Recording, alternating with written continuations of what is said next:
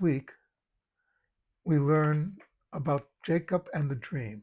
That he had a dream where he saw the angels going up the ladder and coming down the ladder.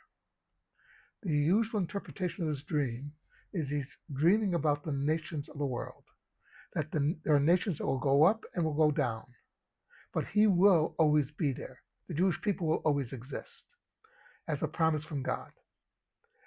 That throughout our history, our history goes back 3,000, more or less 3,500 years. We've seen many nations come and go, the great, the powerful, as Mark Twain um, mentions in his essay about the Jews. But the Jews are always there because God wants us to be there. There's no other explanation for the continuity of the Jewish people as a people. We've been through lean times, we've been through fat times, but we're always existing.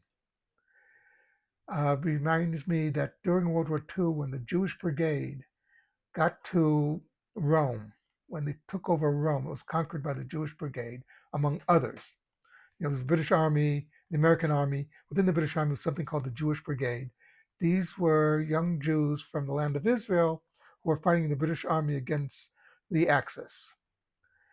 And when they got to Rome, they went straight to the Arch of Titus, that great arch that tells of the destruction of the temple in Jerusalem and the superiority of Rome to the Jewish people. And one of them wrote on it, Titus is dead. Rome is destroyed. We are here. That is an important lesson, that we are always going to be here.